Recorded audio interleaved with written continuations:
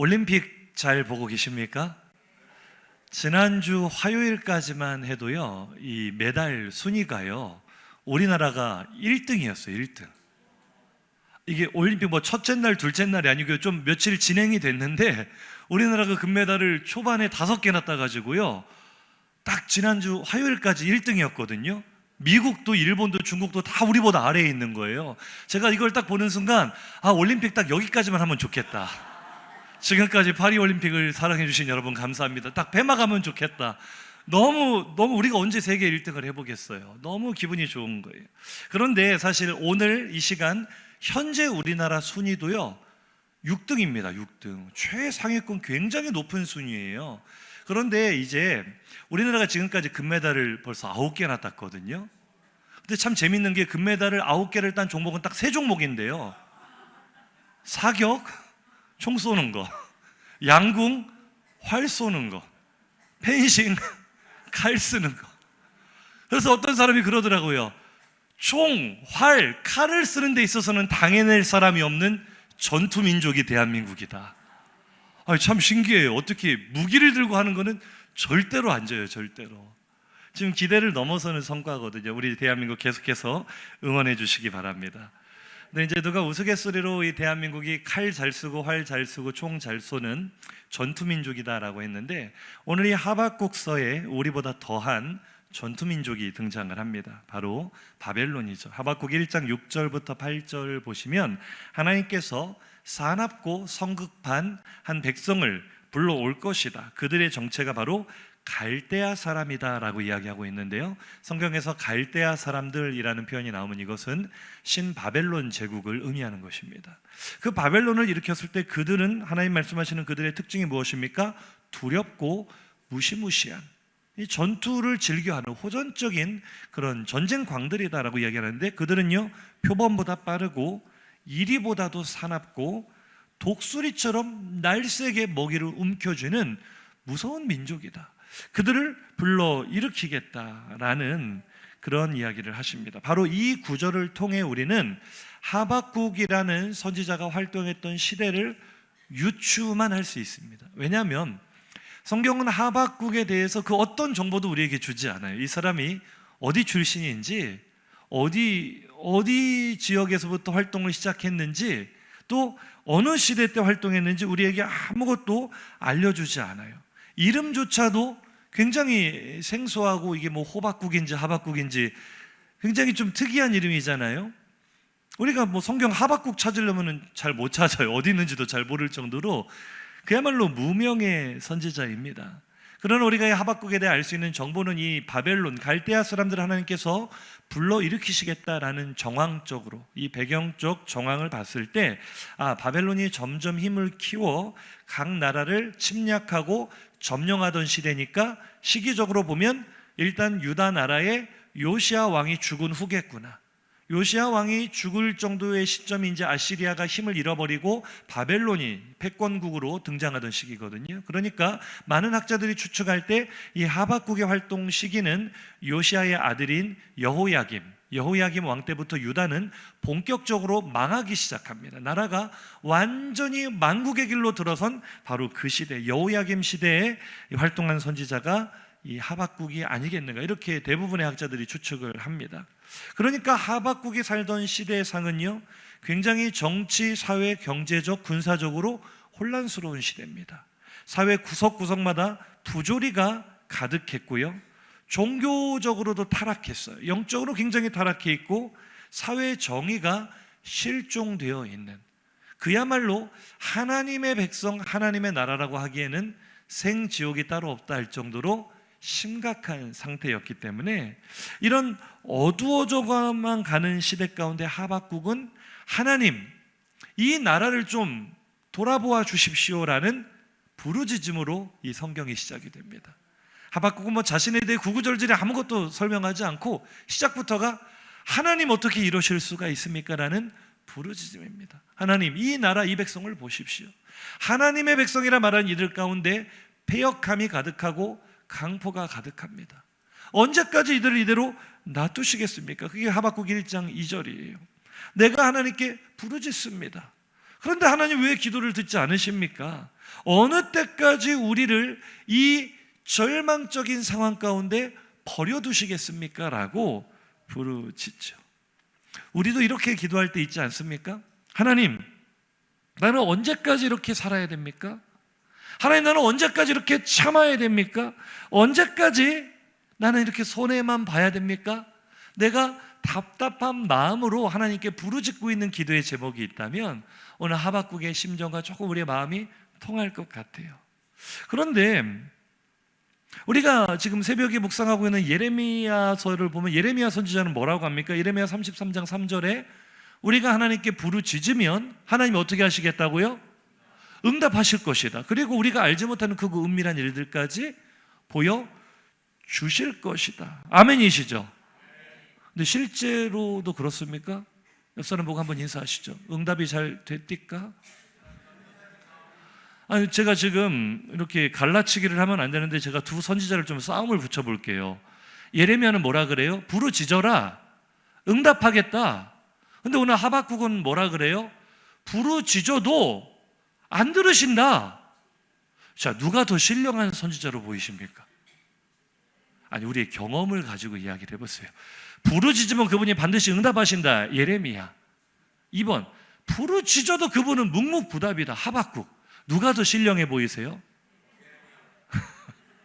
저는요, 지난주 새벽 큐티 때 요하난이 예레미야한테 너는 거짓말쟁이다 그러잖아요. 제가 되게 공감했어요. 부르짖어도 응답 안 하시던데. 아무리 부르짖어도 응답 안 하시던데. 정말 저는 오늘 하박국의 말이 더 신뢰가 갑니다. 하나님 응답하실 때도 있지만 그건 우리 믿음의 고백이고, 실제 우리의 삶의 문제에서는 제가 날마다 우리 성도들의 가정을 놓고 성도들의 이 당면하고 있는 문제들 올라오는 기도 제목 가지고 기도하거든요. 그런데 해결된 문제는 극소수예요. 해결 안 되고 진행 중인 문제가 훨씬 더 많습니다. 이게 어떻게 해결될 기미조차도 안 보이는 참 낙심할 만한 일이 더 많아요. 그러니 너는 내게 부르짖어라, 하나님 응답하시겠다면서. 그러니까 저는 예레미야보다 하박국이 더 좋아요. 분량이 짧아서 그런 건 절대로 아닙니다. 우리는 묵묵부답이신 하나님께 실망할 때가 참 많죠. 하나님 정말 살아 계시긴 한 건지, 혹시 귀가 너무 어두워지셔서 보청기라도 사다 드려야 될지, 왜 이렇게 기도를 안 들으시는지 바로바로 응답이 없을 때가 많죠. 어떤 분들은 목사님 기도를 해본 적이 없어서 잘 모르겠습니다 하시는 분들 계시다면 우리 기도하는 교회 되기를 원합니다. 그런데 오늘 하박국이 그러잖아요. 내가 부르짖어도 그가 듣지 않으신다. 부르짖어도 응답이 없다. 그런데 우리 이렇게 한번 고백해 볼까요? 옆 사람과 무응답도 응답입니다. 우리는 내가 원하는 답이 딱 있어요. 기도할 때 그 답이 와야만 응답이라고 생각을 하거든요. 근데 사실은 그 답이 올 때가 많아요? 안 올 때가 더 많아요? 안 올 때가 더 많아요. 반대로 올 때도 있고요. 아예 아무 답도 없을 때가 있어요. 무응답이죠, 무응답. 그러나 무응답도 하나님의 분명한 응답인데요. 어떤 응답인지 아십니까? 따라 하실까요? 기다려라. 기다려라. 내가 아무리 기도를 해도 하나님이 듣지 않으시는 것만 같습니까? 하나님이 내 기도를 외면하시는 것만 같습니까? 그것은 하나님께서 기다리라는 응답을 주시는 중인 줄로 믿습니다. 우리 청년 하나가 편의점에서 알바를 하는데 한 손님이 와가지고 양손 가득히 물건을 사가지고요, 계산대 앞에 이렇게 하나하나 내려놓으면서 계산하려고 신용카드를 이렇게 뒤적뒤적 찾으면서 갑자기 기다려 그러시더래요. 그러니까 알바생이 깜짝 놀라가지고 네 그랬대요. 얼떨결에 기다리라니까. 그랬더니 본인이 더 당황해가지고, 아니 그쪽이 아니고 이 아래 애완견한테 한 말인데 알바생이 기다려 하니까 네 했다는 그 말을 듣고 제가 참 웃었는데, 우리가 알바생보다는 더 응답을 잘해야 되지 않겠습니까? 하나님께서 우리에게 기다려라고 하신다면 네 하고 기다릴 수 있었으면 좋겠습니다. 그런데 우리 한번 솔직히 이야기해보죠. 기다리는 게 쉬워요? 어려워요? 어려워요. 인내는 너무 어려워요. 왜냐하면 하나님께서 우리에게 요구하시는 기다림과 그 인내는 때로는 도가 지나칠 정도로 아득할 때가 많기 때문이에요. 나는 기껏해야 기다리라 하면은 내가 기다릴 수 있는 최대의 인내 한계는 고작 몇 개월, 혹은 정말 인내를 많이 한다 해도 몇 년 안에는 이 문제가 해결되리라. 우리 그렇게 기대합니까? 안 합니까? 몇 년까지만 가도 진짜 대단한 거 아닙니까? 우리가 생각하는 기다림은 그 정도예요. 그래도 하나님 이거 언젠가는 이게 해결되지 않겠습니까? 하나님 이게 오랫동안 묶여있는 문제, 지금 몇 년째 기도하는 하나님 올해는 되겠죠? 이 정도만 기다려도 대단한 기다림입니다. 특별히 믿지 않는 가족을 위해서, 믿지 않는 자녀들을 위해서, 믿음이 연약한 자녀들을 위해서 기도하는 그 기도 얼마나 간절하고 얼마나 기다리겠어요. 그리고 우리는 곧 응답되리라 믿습니다. 그러나 하나님이 우리에게 요구하시는 분량은요, 몇 개월 수준이 아니고요, 몇 년 수준이 아니고요, 어쩌면 한 세대일 수도 있어요. 그보다 더 오랜 시간일 때도 많아요. 그러니까 우리가 기다리다가 다 지쳐 쓰러지는 거예요. 오늘 예레미야가 그렇잖아요. 하나님 언제까지 이렇게 이 나라의 패역함에 눈 감고 계시겠습니까? 내가 아무리 우리 사회를 회복시켜달라고, 이 유다 나라를 회복시켜달라고 부르짖어도 왜 하나님 안 들으십니까? 오랫동안 부르짖었을 때 드디어 얼마나 오랜 시간이 흘렀을지는 모르겠지만 마침내 하나님께로부터 응답이 왔습니다. 어떤 응답이 왔냐면요, 5절 보시면 너희의 생전에 내가 한 가지 일을 행하겠다. 그러니까 이 하박국의 입장에서는 내가 간절히 이 나라의 회복을 위하여, 하나님 백성의 정체성 회복을 위하여 기도했으니 하나님께서 한 가지 일을 행하겠다는 그 응답이 반가웠겠어요? 안 반가웠겠어요? 너무나 가뭄의 단비처럼 반가웠겠죠. 그래서 도대체 무슨 일을 행하실까 귀를 기울이며 들어봤더니 하나님이 하시는 그 말씀의 내용이, 오랫동안 침묵하시다가 드디어 알겠다 하시면서 말씀하시는 그 내용이 너무나 충격적이에요. 무슨 일을 행하시겠다 하시는가? 9절과 10절, 하박국 1장 9절과 10절 하나님의 응답의 내용입니다. 시작.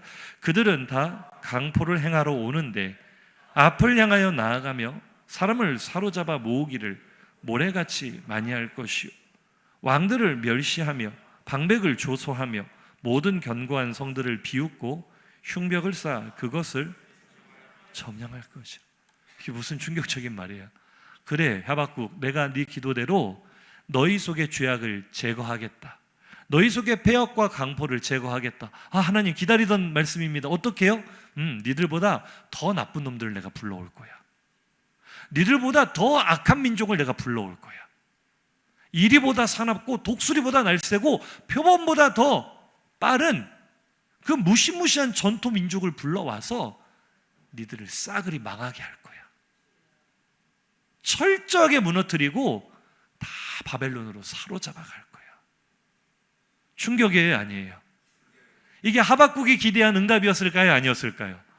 전혀 아니죠. 하박국은 이 나라의 회복을 구하고 있어요. 그런데 하나님은 회복이 아니라 더 무너뜨리시겠답니다. 더 아주 망하게 해버리겠답니다. 기가 막히죠. 하박국 입장에서는 혹 때려다 혹 붙인 격이에요.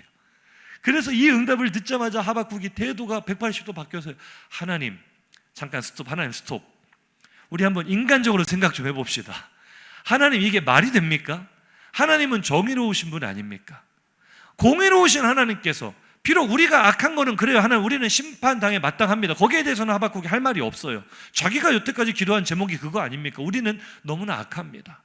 그래서 당연히 우리가 혼나야 되는 건 맞는데요, 하나님 그래도 빠져나갈 구멍을 하박국이 찾은 게, 하나님 그래도 이건 아니죠. 어떻게 우리보다 더 악한 민족을 통해 우리를 심판하실 수가 있습니까? 정의로우신 하나님께서 그렇게 하시면 안 됩니다 라고 항변하는 거예요. 울면서 따지는 거, 거의 울다시피 하나님께 따지고 있습니다. 그게 오늘 하박국 본문 2장 1절입니다. 한번 읽어보실까요? 시작. 내가 내 파수하는 곳에 서며 성루에 서리라. 그가 내게 무엇이라 말씀하실는지 기다리고 바라보며 나의 질문에 대하여 어떻게 대답하실는지 보리라. 오늘 하박국이 느낀 당혹감과 충격과 배신감은 사실은 우리도 우리의 삶 속에서 많이 경험하는 일들입니다. 사랑하는 성도님들, 하나님이 행하시는 일들이 항상 합리적으로 느껴지십니까? 설교는 듣고 계시죠?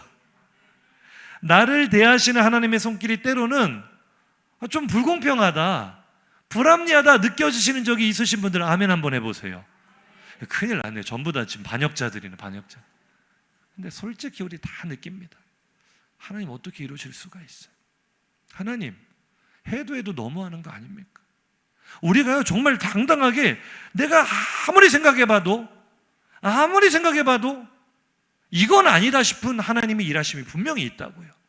오늘 하박국이 그러셨어요. 하나님 무슨 말입니까? 원래 오늘 설교의 제목을 고민해서 두 가지 중에 하나가 뭐냐면 하나님 대답 좀 해보세요 였어요. 하나님 대답 좀 해보세요. 지금 하박국이 하는 말이 그거면 하나님 대답 좀 해보세요. 하나님 그게 옳습니까? 하나님 그게 말이 됩니까? 따지고 있다고요. 근데 이게 사실 우리의 심정이에요. 하나님께 따지고 싶은 일 많아요, 적어요? 많습니다. 이해가 안 되는 일 많습니다. 하나님 대답 좀 해보세요. 오늘 본문의 뉘앙스가 꼭 그렇게 느껴요. 그런데 지금 하박국의 진짜 본심은요 하나님께 따지는 게 아니고 울고 싶은 심정이에요. 울고 싶은. 오늘 우리가 읽었던 방금 2장 1절을 보면 하나님께서 어떻게 대답하실는지 한번 들어보자, 이 정도 뉘앙스로 우리에게 들리잖아요, 지금 이 말씀이. 그런데 히브리어 원문을 직역으로 직접 바로 그냥 직역을 하면은요 뉘앙스가 상당히 달라집니다. 하나님 뭐라고 말씀하실지 내가 한번 들어볼게요, 이 말이 아니고요, 내가 지금 하나님께 호소하고 있는 문제에 대하여 내가 뭐라고 대답하고 가르쳐야 될지를 기다려야 되겠다, 이 말이거든요. 그러니까 지금 무슨 말이냐면 하박국은 백성들을 가르치고 하나님의 뜻을 전해야 되는 사명을 가진 사람이에요. 그런데 지금 하나님이 하시겠다는 일은 선지자인 자기가 봐도 이해가 안 돼요.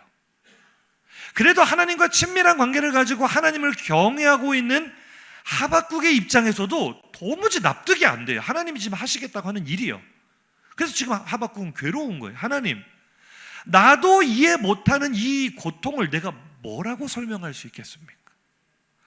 나도 해석할 수 없는 하나님의 이 불합리한 일하심을 고통 중에 있는 백성들에게 내가 뭐라고 해석해주고 무슨 말로 그들을 위로할 수 있겠습니까?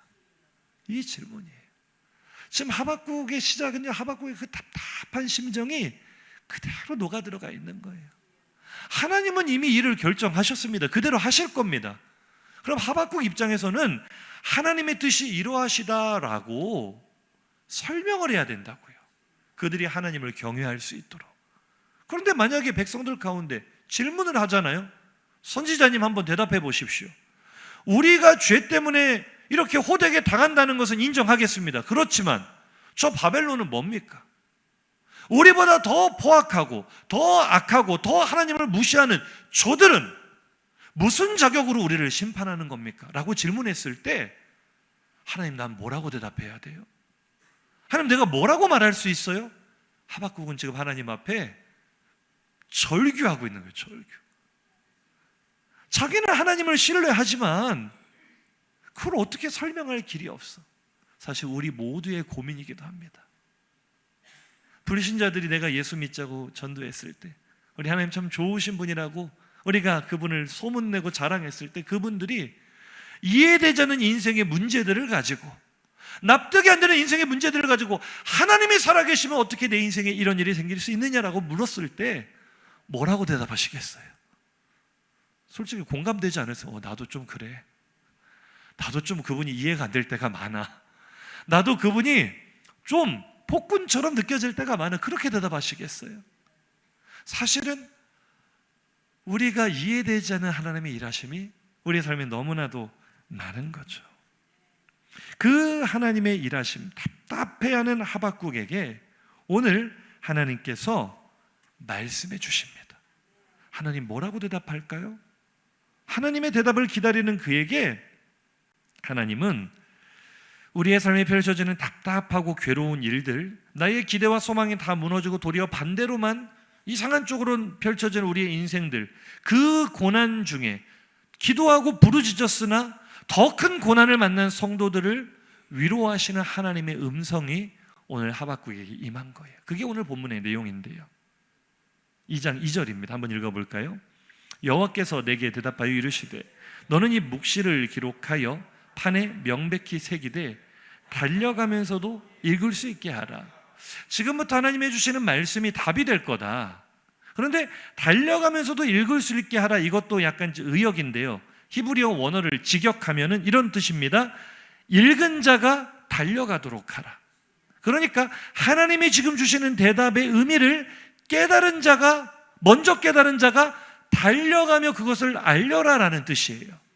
그러니까 이건 첫 번째로 지금 하박국에게 주시는 말씀일 뿐만 아니라 하박국이 모든 백성들에게 전해야 될 메시지라는 거죠. 그러니 기대가 되잖아요. 우리가 보통 이 정도쯤 되면 얼마나 좋은 소식이기에, 얼마나 귀한 복음이기에 하나님께서 이렇게 급히 달려가며 전하라고 하실까? 먼저 깨달은 사람은 무조건 알려야 된다고 하실까? 하지만 우리의 기대는 곧 사라집니다. 이제 그 내용을 살펴볼 건데요, 오늘 3절 내용 한 절 가지고 이제 말씀 묵상하고 마칠 건데요, 3절 한번 읽어보시죠. 시작. 자, 여기까지입니다. 지금 하나님이 하시고자 하는 일은 하나님이 정하신 때가 있다. 이게 첫 번째 하나님의 음성인데요, 이 말이 우리는 믿음이 좋아 아멘이지만 해석하면 무슨 뜻인지 아세요? 하나님의 오늘 첫 번째 메시지, 네 뜻대로 안 된다. 네 뜻대로 안 된다.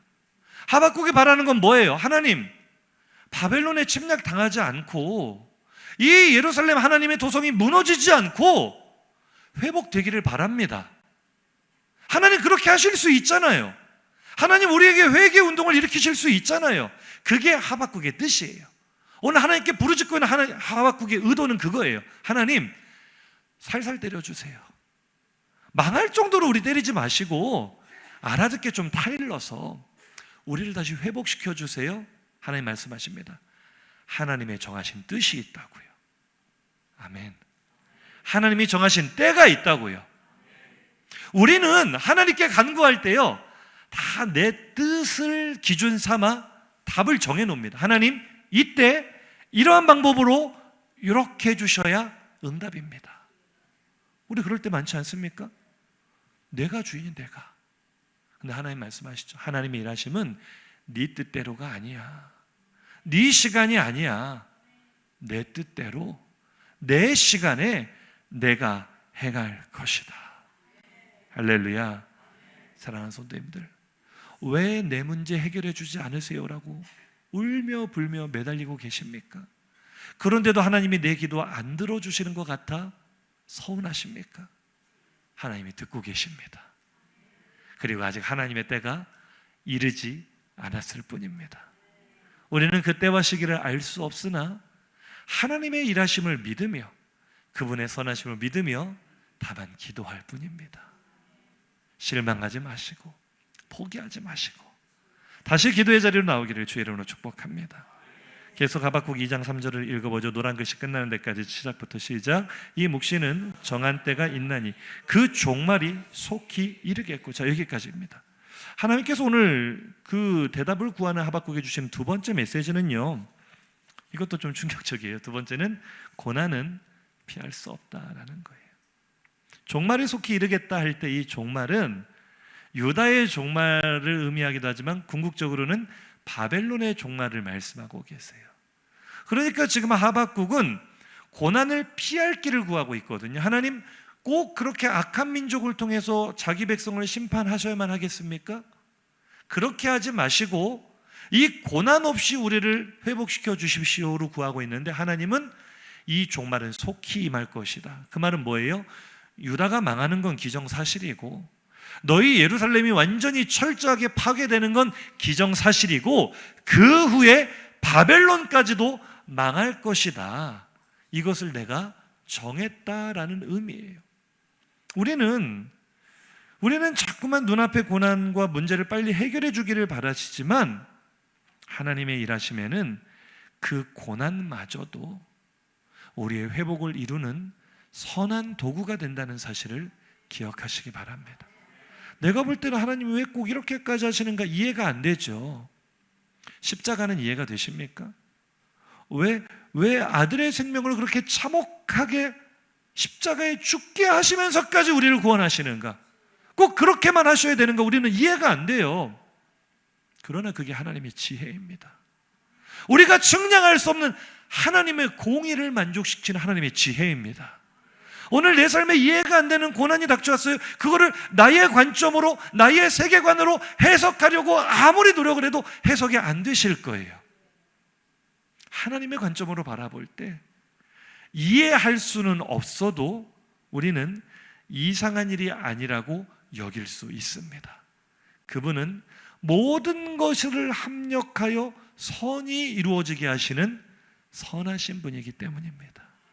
그 믿음을 가지고 내 눈앞에 닥친 어려움을 피하기만을 구할 것이 아니라 그렇게까지 하셔야만 하는 하나님의 마음을 헤아릴 수 있는 에녹과 같은 하나님의 친구 되시기를 예수 이름으로 축복합니다.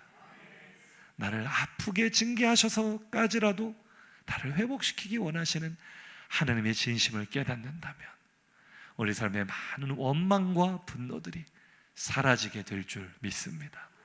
마지막 세 번째로 하박국 2장 3절을 노란 글씨까지만 한번 보시죠. 이 묵시는 정한 때가 있다. 첫 번째고 그 종말이 속히 이르겠고 결코 거짓되지 아니하리라. 비록 더딜지라도 기다리라. 더딜지라도 기다려라. 이 메시지 바로 다음에 우리 서경원 선생님 방금 읽어주셨는데 지체되지 않고 반드시 임하리라. 이상하지 않으세요? 다시 한번. 자, 처음 하신 말씀은 더딜 거야. 더딜 거야. 그러니까 기다려. 그래서 갑자기 두 번째 말씀은 지체되지 않고 이루어질 거야. 이게 말이 돼요? 안 돼요? 모순이에요. 모순. 우리가 여기에서 많이 실수하는 거예요. 많이 착각하는 거예요. 우리는 지체되지 않고 반드시 응하리라는 말씀만을 딱 부여잡습니다. 하나님, 내가 기도하고 있잖아요. 오래 기도했잖아요. 곧 오시리라 말씀하신 예수님이 지금 2000년째 안 오고 계시거든요.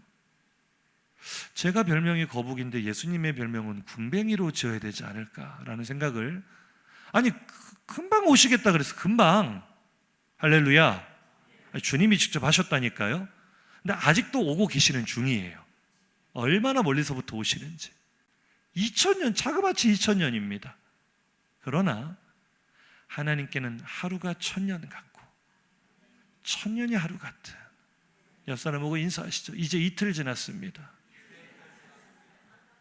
뭐 얼마나 오래 기도했어? 얼마나 오래. 1000년이 하루 같은 하나님의 시간과 우리의 시간은 개념이 달라요. 개념이. 영원 속에 계시는 하나님의 섭리를 하루살이에 불과한 인생이 어떻게 깨달을 수 있어요? 어떻게 나의 시간 동안에 내가 원하는 방법대로 그분의 일하심이 드러나지 않는다고 그분이 틀렸다라고 말할 수 있겠어요? 하나님 입장에서는 속히 지체하지 않고 지금도 그분은 일하고 계십니다. 쉬지 않고 일하고 계십니다. 나를 잠시도 그 눈을 떼지 않고 지켜보고 계십니다. 나의 기도를 듣고 계십니다. 그러나 내 입장에서는 그 기다림이 한없이 길게 느껴져요. 한없이 더디게만 느껴져요. 왜요? 우리는 너무 조급해요. 다 자기중심적인 그런 신앙관을 가지고 있어서 그래요. 예수가 주인인데 사실은 내가 주인인 사람이 거의 대부분일 겁니다. 저를 비롯해서요. 내가 기도했으니 내가 그 응답을 받아야 된다는 것을 당연한 공식처럼 여겨요. 사랑하는 성도님들, 방탕한 아들을 위해 평생을 눈물로 기도한 모니카라는 여인은 죽을 때까지 그 아들 회개하는 거 못 보고 죽었습니다. 그렇지만 그 기도가 부도 났습니까? 그 기도는 그 모니카의 죽음 이후의 열매를 맺어 기독교 역사상 바울 이후로 가장 위대한 신학자인 어거스틴을 만들어냈습니다. 왜 꼭 나의 시간이어야 된다고 생각하십니까? 왜 꼭 내가 원하는 방법이어야만 된다고 생각하십니까? 한번 인사하시죠. 내가 주인공이 아닐 수도 있습니다.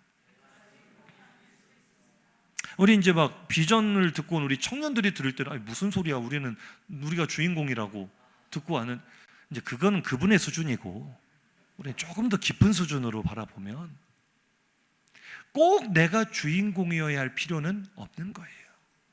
성경에는 다윗도 있지만 요나단도 있어요. 이해가 되시면 아멘. 성경에는 하늘에 불을 내린 기도의 응답을 받은 엘리야도 있지만 돌에 맞아 죽어가면서도 구원받지 못한 스데반도 있어요. 왜 꼭 나는 엘리야여만 된다고 생각하십니까? 우리가 잘 아는 찬양이 가사가 그래요. 나를 통해 이루어지리에요, 나로부터 시작되리에요. 여러분, 기도는 하나님의 역사를 여는 첫걸음입니다. 시작입니다. 세대를 넘어 몇 대를 걸쳐 수세기를 걸쳐 응답될 수 있는 시작의 문을 우리는 열고 있는 것입니다. 그런데 내가 꼭 열매를 맛보려고 하니까 마음이 조급하죠. 내가 기도한 열매를 내가 누려야만 된다고 생각하니까 그게 철저하게 자기가 우상된 신앙입니다. 꼭 내가 많은 사람의 중심에 서서 많은 찬사와 영광을 받는 것만이 쓰임받는 거라 생각하십니까? 저도 한때는 그런 착각에 속았었어요. 그것이 하나님께 쓰임받는 것이다, 하나님께 인정받는 것이다. 아니요.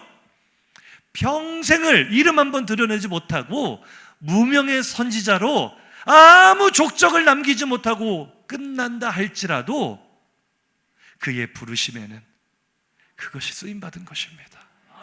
하나님의 나라에서는 차별이 없습니다. 5달란트 받은 자나 1달란트 받은 자나 똑같이 위대한 하나님의 사람인 것입니다. 그러나 우리나라의 기독교의 부흥은 참 안타깝게도 일부 교회의 기복주의로 부흥한 한국교회이기 때문에 너무나 잘못된 의식이 성도들의 심령 속에 스며들어 있어요. 기도하면 다 된다는 거죠. 기도하면 다 잘 된다는 거죠. 그러려면 차라리 무당을 찾아가 점을 보세요. 그게 주술입니다. 하나님이 내 인생에 종속되는 분입니까? 영원 속에 계신 하나님을 100년도 못 사는 이 작은 인생의 그 가치관, 세계관 속에 가둘 수 있겠습니까?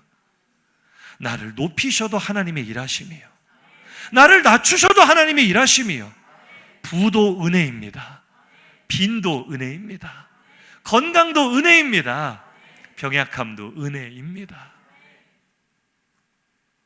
우리는 꼭 내가 주인공이 되어야 된다고 생각하기 때문에 더딜지라도 기다리라는 하나님의 말씀에 응답하지 못하고 그분을 향해 원망의 손가락을 듭니다.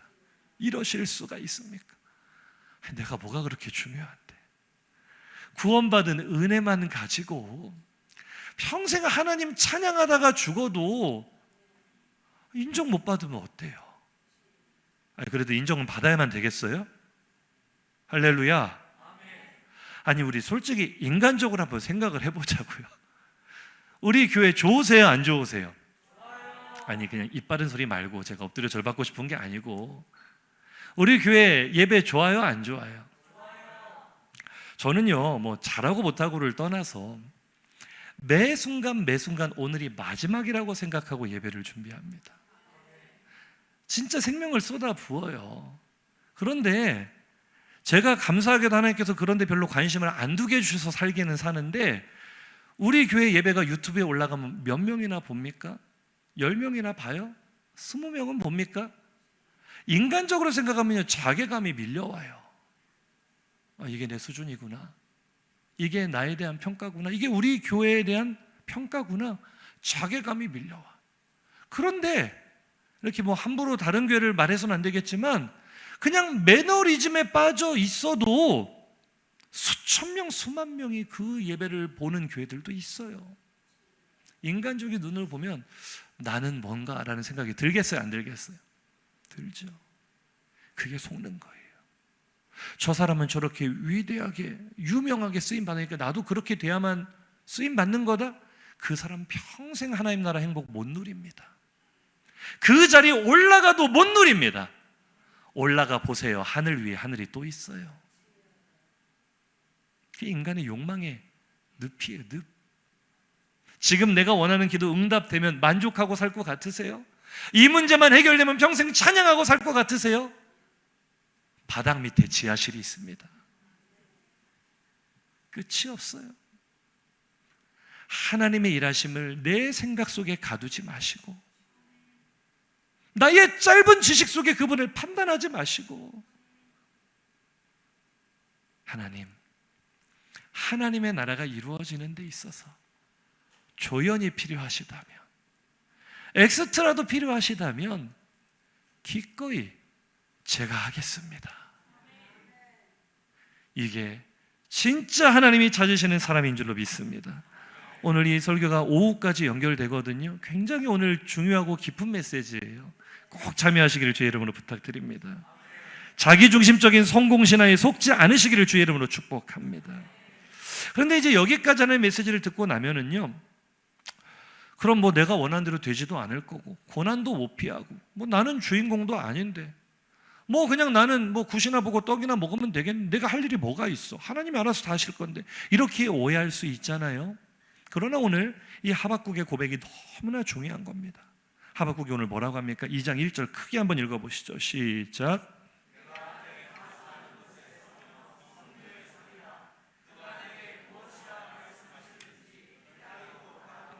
나의 질문에 대하여 어떻게 대답하실는지 보리라. 아멘. 하나님의 약속은 아직 하박국 시대는 나라가 망해 가고는 있지만 망하지는 않았어요. 그러나 하나님의 약속은 나라가 망하고 그 나라를 망하게 한 바벨론까지도 망한 이후의 비전을 주고 계세요. 아득해도 너무 아득하죠. 그 시점에 하박국은 이 세상 사람도 아니에요. 자기 눈으로 그 회복 보지도 못해요. 그렇다고 손 놓고 있는 것이 아니라 내가 내 파수하는 곳에 서리라. 성루에 올라가 서리라. 하나님의 약속이 내 살아생전에 이루어질 가능성이 조금도 없어 보인다 할지라도 나는 나의 자리를 지키겠습니다. 하나님의 일하심을 내 눈으로는 못 보겠지만 나의 믿음의 눈으로 미리 바라보며 나는 기뻐하겠습니다.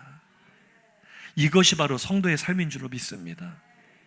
이걸 못하는 사람들은요, 바벨론입니다. 하박국 1장 11절과 2장 4절을 보면은요, 그들은 누구입니까? 바벨론인데요, 자기들의 힘을 자기들의 신으로 삼는 사람들, 내 뜻대로 모든 것을 해야만 직성에 불리는 사람들은 절대로 성루에 서지 못합니다.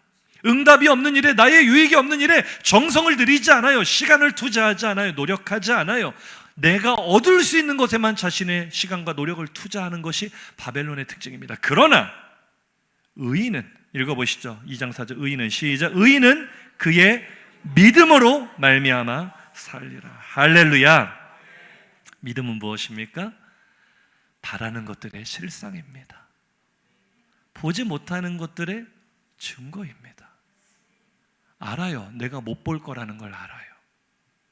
내가 바라는 간절한 소망이 내 살아생전에 안 이루어질 것도 알아요. 그런데 믿음은요, 그것을 이미 누리는 거예요. 없는데 누리는 거예요. 안 이루어졌는데 이루어진 것처럼 천국을 누리며 사는 거예요. 간절한 기도의 제목이 그대로라. 우리 가정 집구석은 들어가기만 하면 지옥 같은데 그걸 지옥으로 살면 바벨론이에요. 하나님의 사람은 안 바뀌는 지옥 같은 상황이 이미 하나님의 나라로 변화된 미래의 비전을 믿음으로 보는 사람입니다. 보기만 하는 것이 아니라 누리는 사람입니다. 그래서 그가 가는 그 어느 곳이나 하늘나라가 되는 것입니다. 할렐루야. 그게 우리가 잘 아는 하박국의 고백이에요. 3장 17절부터 18절 너무나 잘 아는 고백 아닙니까? 무화과 나무가 무성하지 못하고 포도나무 열매가 없고 소출이 없고 양도 없고 소도 없고 지금 먹을 것도 없고 미래에 소망도 없는 상태, 뭐가 기쁘겠어요? 정신병자의 노래라고 이름을 붙여야 돼요. 이걸 기뻐하면 이건 정상인이 아닙니다. 그러나 왜 기뻐해요? 없어요. 앞으로도 없을 걸 알아요. 그러나 로마서 4장 17절에서 18절 보세요. 아브라함이 믿은 하나님은 죽은 자도 살리시고 없는 것을 있는 것으로 부르시는 하나님. 아브라함에게 너의 자손이 하늘의 별과 같이 바다의 모래같이 많을 것이다 비전을 받았어요. 퀴즈, 아브라함이 그거 봤다 못 봤다?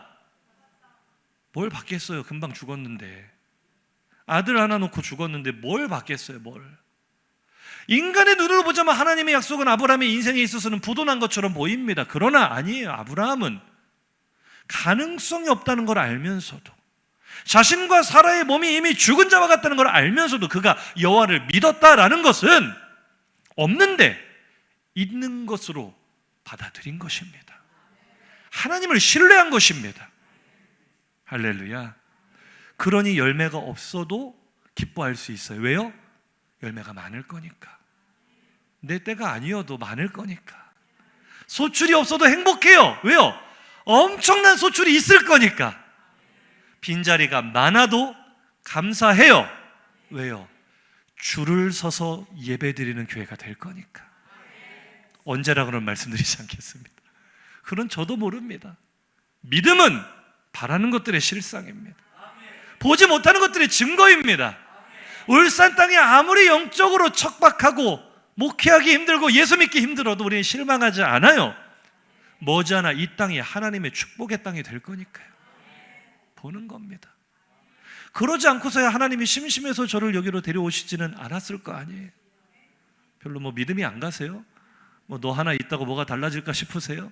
저도 저를 보면 그럴 것 같은데 아무리 기도를 해봐도 하나님은 지금 뭔가 일하고 계십니다. 이 땅에 누군가 필요했기 때문에 불러왔다고 저는 생각합니다. 할렐루야. 이 아브라함의 소망과 비전이요, 제가 화평교회 부임해서 첫 설교가 이 설교였어요. 하늘에 펼쳐진 약속 기억나세요? 아무것도 없었어요. 지금 이런 예배 환경 시스템, 청년들 아무것도 없었어요. 저 처음 왔을 때. 그래요, 안 그래요? 노인들 몇 분 계시는 교회에서 비전을 선포했습니다. 우리는 울산의 영적 분위기를 이끌어갈 교회가 될 거라고요. 말하면서 저도 안 믿었어요, 사실은. 생각을 해보세요. 매주마다 수백 명 아이들하고 뒹굴면서 살던 제가 여기 딱 와서 중고등 예배 드리니까 2명 아이들 앉아있는데 그 2명이 적어서가 아니라 무슨 미래가 보이고, 청년은 2명 있다가 제가 늘 말하잖아요. 결혼, 시집 가고 군대 가고 빵명으로 시작했다가 청년들 빵명. 그러니까 제가 말을 안 해서 그렇지, 지금 저 명성교회가 우리가 이제 수련회 섬기고 왔잖아요. 불과 몇 년 전에 우리는 청년부도 없던 교회였다면 누가 그 말을 믿겠냐고요. 봤어요. 화평교회 오면서 봤어요. 하나님이 일하심을 봤어요. 그리고 지금은 이루어지고 있는 과정입니다. 아득합니다. 앞이 보이지 않습니다. 제가요, 이제 목사는 노회 소속이거든요. 그러니까 이제 목사가 울산으로 이제 부임하게 된 노회 허락을 받아야 돼서 제가 울산에서 처음으로 참석한 노회가 바로 명성교회였습니다. 명성교회는 아시다시피 우리 동구에서 가장 규모가 있는 교회고, 이제 몇 달 후 이번 가을에 우리 대한예수교 장로회 합동교단, 대한민국에서 가장 큰 교단의 총회장님이 그 교회 담임 목사님이 총회장이 되시잖아요. 엄청난 교회입니다. 제가 처음 왔을 때도 명성교회 보면서 너무 부럽더라고요. 교회 교육관도 부럽고, 유치원 있는 것도 부럽고, 사람 많은 것도 부럽고. 제가 그 교회 쉬는 시간마다 구석구석 다니면서 이 교회는 악기를 이런 걸 쓰는구나, 이 교회는 이런 시스템도 있구나, 그렇게 부러워했던 교회예요. 우리는 악기도 없지만 악기를 연주할 사람도 없는데 부럽다. 그런데 지금 보세요. 불과 몇 년이 지났을 뿐인데 없는 것을 있는 것으로 부르시는 하나님께서 우리 교회에 없던 청년부를 일으켜 세우시고, 그냥 청년들이 모이는 것도 귀하지만 이게 보통 청년들입니까? 아니, 진짜로 귀하게 여기셔야 될 게요, 요즘 훈련받은 젊은이들을 찾아보기가 정말 힘듭니다. 하나님의 일에 헌신하고 충성하는 청년들을 정말 눈을 씻고 찾아봐도 없는데요, 우리 성도님들 정말 눈을 크게 뜨시고 오늘 정확하게 깨닫고 자부심을 가지셔야 될 게 뭐냐면, 간혹 가뭄에 콩나듯이 규모 있고 영향력 있는 교회는 그런 공동체가 가끔 생겨요. 예를 들면 이번 우리 갔다 왔던 신길교회처럼. 그런데 그런 교회에서 훈련된 팀이 나오는 거는 조금도 놀라운 일이 아닙니다. 안 나오는 게 이상한 일이 안 나오는 게. 제가 무슨 말씀을 드리는 거냐면, 우리 청년들은 어디 신길교회 정도 수준하고 비교할 청년들이 아니에요. 제 말이 좀 안 믿기세요? 이번 수련회 아마 우리 청년부 2차 수련회 가신 분들은 깨달으셨겠지만, 제가 지금 절대로 오해는 하지 말고 들으세요. 교회들의 수준을 평가하자는 게 아니라 목회자로서 객관적으로 영적인 부분을 말씀드리는데, 한마디로요, 따라합시다. 앞, 도, 적입니다. 비교가 안 돼요. 우리 청년들이 가는 곳은요, 성령의 불이 임합니다. 마른 뼈가 살아나는 역사가 일어납니다. 그런데 이런 일을 할 수 있는 영향력 있는 공동체가요, 신길교회 같은 큰 교회에서는 간혹 일어날 수 있지만, 명성교회도 보면 저는 이번에 참 감사하면서 너무 안타까웠던 게, 그 교회는 우리 동구의 영성을 이끌어 가야 될 교회고, 사실 아직도 괜찮아요. 좋은 교회예요. 하지만 영적으로 너무 침체되어 있어요. 청년들이 다 죽어 있어요.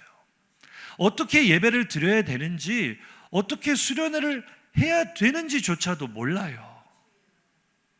정말 제 마음속에 막 불이 막 가서 도와주고 싶더라.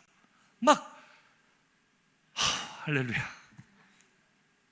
그런데요, 그런 교회조차도 사람이 앉을 자리가 없이 빽빽하게 가득 차서 1부, 2부, 3부 예배를 드리는 거 아십니까?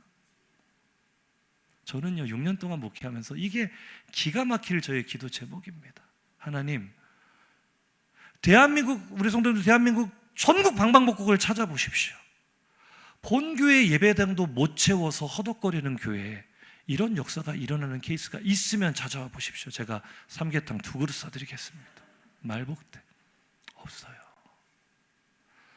표면적으로 보이는 우리 교회의 수준은요, 생존의 위협을 받는 위기 가운데 있는 교회예요. 젊은이가 어디 있습니까? 요즘 교회 가운데. 우리가 이걸 가지고 이상하게 생각을 해야 돼요. 하나님, 우리에게는 너무나 귀한 것을 주셨는데 우리는 예배의 자리가 왜 안 채워질까요? 우리가 가서 보여주고 가르쳐주고 우리를 보고 흠모하고 도전을 받는 교회들은 저렇게나 사람들이 꽉꽉 들어차는데 도대체 차이가 무엇일까요? 하나님의 때가 있겠죠. 말로만 해서 잘 이해가 안 되시는 것 같은데, 우리 수련회 장면 잠깐 보여주시면 이게 첫날이거든요. 우리 전사님이 찬양을 보통 잘합니까? 오늘도 뭐 설교할 필요가 없을 정도로 오전 예배 찬양으로 막 다 끝내버리더만. 근데 보세요, 이게 처음 찬양 시작할 때 모습이에요. 첫날 다 구경하고 있다고요. 어떻게 예배를 드려야 되는지를 몰라서 구경하고. 전사님이 앞으로 좀 나오라고 그렇게 몇 번을 이야기하니까 다음 장면 보면 이게 첫날 이제 몇 명 좀 나왔어요. 나와서도 뭘 할 줄을 몰라. 너무 안타깝더라고요. 너무 안타까워. 그런데요, 우리 아이들이 열심히 가서 찬양하고, 또 이제 끝나고 찬양 끝나면 나와서 간식 먹고 집에 가면 될 거 아니에요. 제가 가서 기도하라 그랬거든요. 가서 기도의 불 좀 같이 붙여주라고. 이렇게 섬기니까 둘째 날 예배하는 모습 한번 보세요. 영상으로 잠깐 보여드릴게요. 어떻게 바뀌었는지 보세요.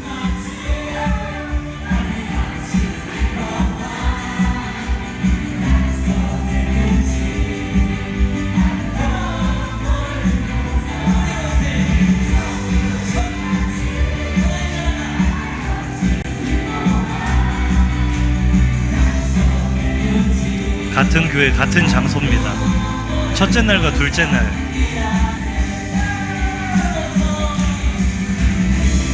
이 영상을 보면서 좀 가슴이 뛰지 않으세요? 자랑스럽지 않으세요? 옆 사람과 인사합시다. 감동 좀 합시다. 티 좀 냅시다. 그만 보세요. 감동 안 받으니까 그만 볼래요. 나중에 보고 싶으시면 연락하세요. 메일로 보내드릴게요. 제가 이 수련회를 보면서 정말 여러 가지 생각을 했습니다. 귀하죠. 없던 것을 있게 하셨고 우리를 사용하고 계시니 귀하죠. 그런데 제 안에는 참 큰 의문 한 가지가 있습니다. 이제는 조금씩 안개가 걷히면 조금씩은 깨달아지는 것 같아요. 하나님이 왜 저를 울산으로 부르셨는지 알 듯 말 듯해요. 제가 이런 사람이다 자랑하는 게 아니라 이제는 하나님께서 증명해 보여주시는 것 같아요. 제가 전주에 있을 때도 조금 아리까리 했거든요. 교회가 그래도 중형교회급 되니까 그런 부흥이 일어날 수 있지. 제가 목포에 있을 때는 사실 제가 하는 게 아니라 교회 자체가 워낙에 규모가 있고 좋은 교회니까 역사가 나타나겠지. 그런데 이제는 부인할 수 없습니다. 하나님께서 보여주시고 증명해 보여주시는 거예요. 장지훈 목사 가는 곳에는 예배가 살아난다. 청년들이 살아난다. 안 살아날 수가 없다. 이거는 보여주시는 거예요. 그래서 기도합니다. 하나님, 무엇을 원하십니까? 왜 청년들이 없던 우리 교회에 이렇게 보석 같은 아이들을 불러 모아 주셨고, 이런 다양한 재능을 주시며 팀을 만들어 주셨고, 우리가 보고 배워야 될 교회를 오히려 찾아가서 돕는 사역까지 하게 하신 이유가 뭡니까? 라고 저는 계속 묻습니다. 아직 답은 못 얻었지만 분명히 하나님께는 어떤 계획이 있으신 것 같아요. 근데 지금까지 제 마음이 힘들었던 것은 저는 계속 카운트를 합니다. 우리 성도들 어떠실지 모르겠지만 제가 볼 때 우리 교회에 남은 수명이 얼마일까? 우리에게 남은 시간, 이 아이들이 계속 청년이 아니에요. 얘들도 나이를 먹습니다. 젊어 보이지만 이제 30줄 들어간 아이들도 있고요. 이제 시집가고 장가가서 장년이 돼야 돼요. 우리 교회는 여전히 지금 중고등부, 유초등부 계속 위기잖아요, 위기. 하나님은 일을 하시고자 하는 것 같은데 내가 기대하는 어떤 꿈이 이루어지기에는 아득해요. 시간이 안 맞아요. 환경도 안 맞아요. 여전히 우리를 숨겨두고 계세요. 제 생각에는 우리 성도들도 좀 그런 사명감을 가지고 기도해야 되는데 우리 화평교회는 알려져야 될 교회입니다. 더 많은 교회들에게 도전을 줘야 될 교회입니다. 명성교회 수준 있는 교회입니다. 그런데도 우리가 바라보면서 안타까움을 느꼈다면 이 지역 주변에 있는 교회들의 영적인 상태가 얼마나 처참하겠어요. 우리는 그들을 살려야 될 사명이 있어요. 그러나 그것이 저에 따라고는 말씀드리지 않겠습니다. 저에게는 그런 확신은 없습니다. 하나님의 일하심은 아득합니다. 아직 우리 예배당도 못 채워요. 제가 왜 밖에 안 나가는 줄 아세요? 왜 다른 집회 안 가는 줄 아세요? 부끄러워서 그래요. 부끄러워서. 제가 어디 교회 가서 부흥하라고 설교를 하겠어요? 어느 교회에 가서 무슨 말을 하겠어요? 저는 목회자로서는 실격입니다. 6년째 사역하면서 뭐 우리 예배당 다 해야 300석이 되겠어요? 이걸 못 채우는, 제가 참 하나님 앞에 좌절할 때가 많았습니다. 하나님, 왜 차라리 귀한 걸 안 주셨으면 우리가 그러려니 하고 살 텐데 이렇게 귀한 것들을 주시면서도 우리를 숨겨두시는 이유가 뭡니까? 하나님은 마음이 안 급하십니까? 저는요, 울산에 오기 전에는 울산이 이렇게까지 영적으로 척박한 땅인지 정말 몰랐습니다. 정말 몰랐습니다. 우리는 살고 있으니까 잘 모르실 거예요. 울산은요, 대한민국 전체에서 최악입니다. 예수 믿기 가장 힘든 도시입니다. 우상 숭배가 가장 심한 도시입니다. 교회가 가장 힘이 없는 도시가 바로 이 울산입니다. 저도 와보고서야 알았어요. 옆 사람과 인사하시죠. 심심한 위로를 표합니다. 얼마나 힘드세요? 여기에서 예수 믿느라. 그런데요, 이제 오늘 오후에 나누겠지만 우리를 여기에 두신 이유가 있습니다. 여기에서부터 시작하실 하나님의 계획이 있습니다. 우리는 그것이 보이지 않아도 아득하여도 성루에 서는 사람들입니다. 기도의 자리에 서는 사람들입니다. 내가 원하는 결과가 안 와도 끝까지 기도하는 사람들입니다. 제 때 안 이루어지면 제 다음에 김한결 전사님 때 이루어질 거 아닙니까? 장현성 간사님 때 이루어질 거 아닙니까? 그때 안 이루어지면 그 다음 세대라도 이루어질 거 아닙니까? 우리의 기도로부터 시작될 것입니다. 우리들의 믿음의 시선으로부터 시작될 것입니다. 그러니 우리는 해결되지 않는 문제가 있다고 전전긍긍하며 하나님을 원망할 것이 아니라 하나님의 일하심을 기대하며 우리의 자리를 지키는 교회 되기를 예수 이름으로 축복합니다. 우리 들은 말씀 생각하며 결단의 찬양을 하나님께 나아가겠습니다. 하나님의 약속이 아득한 것 같이 느껴져도 나의 자리를 지키겠습니다.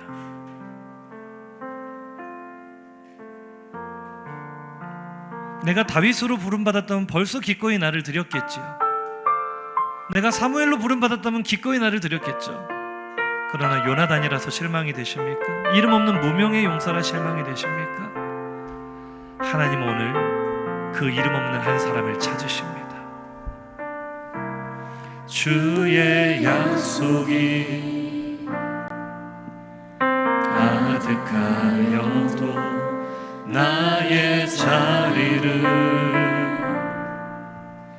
힘써 지키리 주의 마음에 합한 자 되어 그 길 기꺼이 나 걷게 하소서. 주의 계획은 실수가 없으십니다.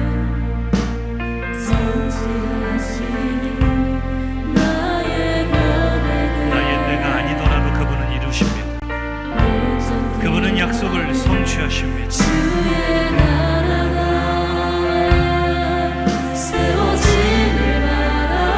우리 어떤 결과를 바라지 말고 우리의 삶을 하나님 앞에 도구로 올려드립시다. 믿음으로 고백합시다. 내가 아시는 주님,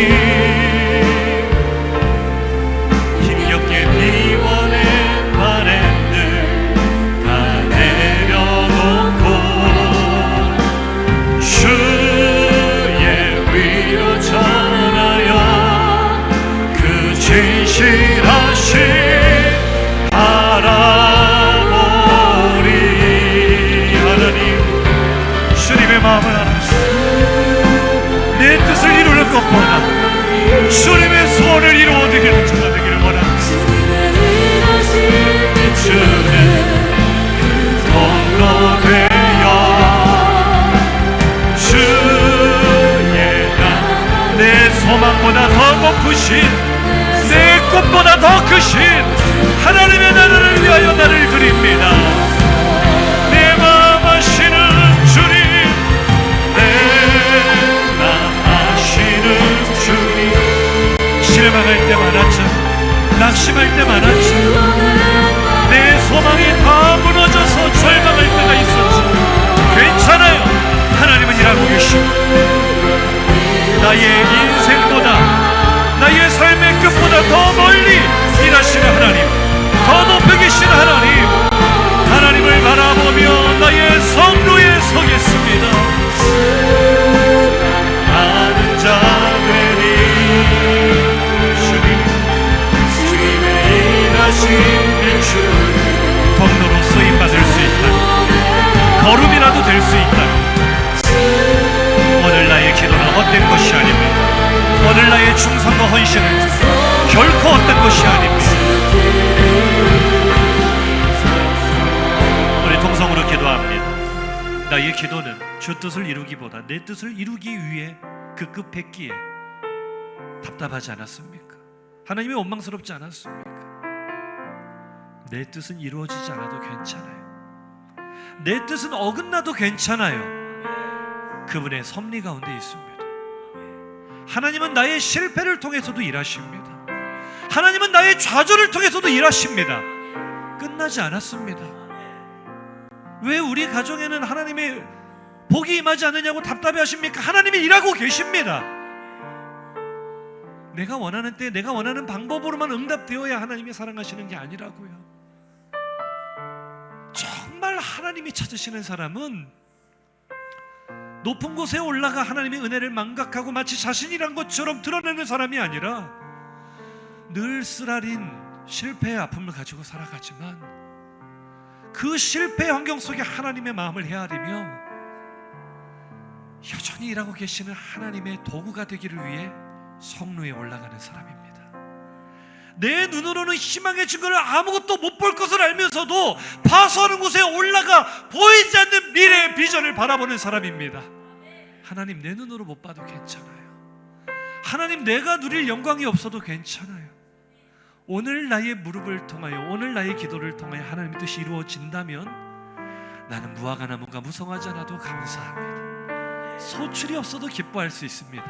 내가 원하는 대로 일이 이루어지지 않아도 나는 하나님으로 인하여 찬양하며 기뻐하겠습니다. 우리 결단하는 마음으로 주여 한번 부르짖고 기도합니다. 주여